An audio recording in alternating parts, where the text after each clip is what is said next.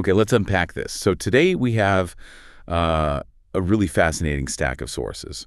And they all kind of point to this one idea, this moment where these really small, specific details they blow up and become massive competitive advantages. Yeah, that's the through line. We're going from the Billboard charts and specifically Taylor Swift breaking her own records. Then we're jumping straight into the world of Shark Tank. Right, into proprietary business tech. Exactly. And then we land on the tennis court down under with these really human moments of sportsmanship. So our mission is to sort of synthesize all this and show you what that winning edge really looks like. And that's the whole goal. We're looking at the difference between just general success and, record-setting dominant success.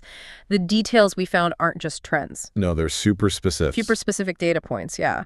And strategies that really isolate the winners. We want to show you how to spot that critical little advantage. It could be one extra week at number one or a unique chemical compound. Or even just chair. Or even just a chair, exactly. Okay, so let's start where it's most public. Pop culture.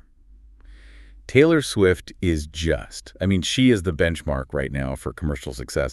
And she's starting the year with what our sources are calling a record-setting record. It's a great phrase for it. The song is The Fate of Alia, and it is now officially the most successful single of her entire career. And what's so interesting is the specific metric. It's not just that it's popular, it's that it just hit a record 9th week at number 1 on the Billboard Hot 100. 9 weeks. So that's the new bar she set for herself. That's the new internal benchmark. And when you think about her catalog, one extra week might not sound like a lot. Right, against all those other hits. But that's the whole point. That 1 week is a massive deal when you're only competing against your own legendary history.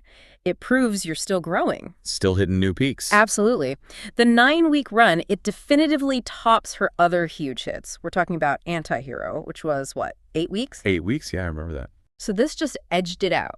And it flew past Blank Speed, which was 7 weeks. And then you have older ones like Shake It Off and Cruel Summer. They were both at 4 weeks. So it's more than double some of her biggest songs. Yeah. That really shows an escalation. It does. But that brings up a really important question. How do you do that? How do you get that tiny extra gain when your own back catalog is so huge, it's basically competing with itself for streams? Exactly. It can't just be that the song is, a little bit better. It has to be the strategy behind it. The delivery strategy. That's what the sources point to. It's an ecosystem strategy. Modern success at this level is about staggering your content to keep the momentum going. So timed releases. Timed releases, social media pushes at just the right moment, dropping physical media, creating these little windows of exclusivity that drive everyone to one place. So that 9th week isn't just people happening to listen. It's being fueled by this whole media empire she's built. That's it. Which brings us to the album and the other media, because it's all life support for the single. Her new album, The Life of Me, it's been at the top of the Billboard 200 for 12 consecutive weeks. 12 weeks. So the single and the album are feeding each other. Constantly. And then you add the other stuff. You've got the 6-part docuseries, The End of an Era. You've got the concert film, Anna's Tour on Disney+. It all creates this revolving door. So if you watch the doc, you go back and stream the song. If you hear the song, you go watch the film. It's a vertically integrated entertainment machine. She's not just dropping music. She's dropping context, narrative, and reasons to re-engage with that same music. It's the only way to beat the algorithm decay. And that idea, defending your position. Yeah. That's a perfect bridge to the world of business, because if she's defending chart records, entrepreneurs are defending their actual inventions. Their proprietary tech, yeah. Okay, here's where it gets really interesting. We're pivoting to the mid-season return of Shark Tank, season 17. Michael Strahan is back. And they had some really cool products, but we focused on one pitch in particular. It was for, of all things, helping with nosebleeds. Right, and what the entrepreneur said perfectly captures this whole problem. He said, we basically created the category, but as soon as they did, the knockoffs arrive. A bunch of knockoff companies come and try to gain market share. That's the moment the investment becomes a war. And this is where that tiny marginal difference becomes the entire business model. The sharks, they immediately press him on the competition. Of course. And that's when we get the detail. The thing that separates his product, the original, from all the copycats. The secret sauce. Literally. The original product has a proprietary clotting agent. Okay, so some special chemical they developed. Exactly. And the knockoffs, they're just using, generic stuff, expanding foam, or really just a cotton ball. So there's no actual tech in the fakes. It's just padding. None. And that entrepreneur knew this was his whole defense. He said, innovation is the only way we can stop it. Wait, but couldn't a smart knockoff company just, I don't know, reverse engineer the agent, hire a chemist? What's the real long-term defense? That's the key, right? The word proprietary implies a huge barrier. Either it's patented, which means years and millions in court to fight it. Okay, a legal barrier. Or it's a trade secret, meaning the manufacturing process itself is incredibly complex. Maybe it needs special machines or conditions you just can't replicate easily. So the advantage isn't just that it works better, it's that it would cost a fortune for anyone else to even try to copy it legally. Precisely. That's the moat around the business. And he knows he can't stand still. He has to already be working on the next version of that agent. That innovation pipeline is the only real sustainable defense. And they teased other pitches that show this same idea.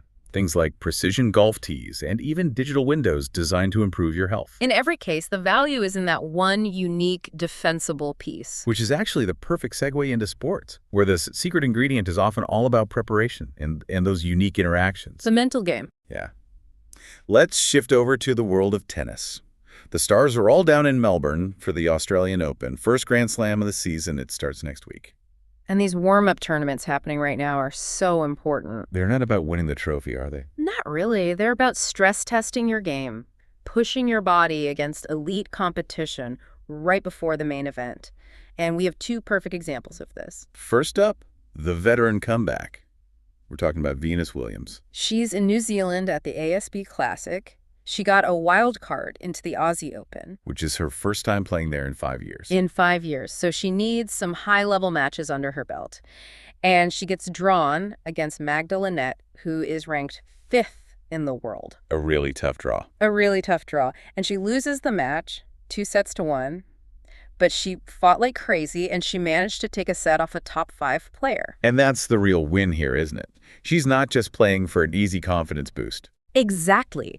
She's forcing herself into a high-intensity 3-set battle. She's prioritizing that competitive pressure over an easy W. That's how you prepare for a Grand Slam.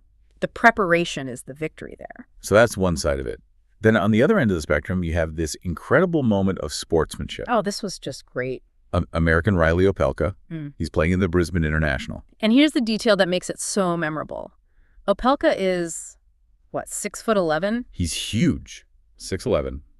And his opponent, Dane Sweeney, is 5'7". An enormous difference. You can just picture the post-match handshake at the net. It's always a little awkward, the big lean down. Totally. But Sweeney, after he lost, he doesn't just do the awkward reach-up. What does he do? He goes over, he grabs one of those courtside umpire chairs, pulls it over to the net, and stands on it, just so he can shake Opelka's hand at eye level. No way. That's fantastic. Isn't it? It's this little moment where the human element just completely cuts through all the intensity of the competition. And it's that kind of stuff that sticks with you, more than the actual score sometimes.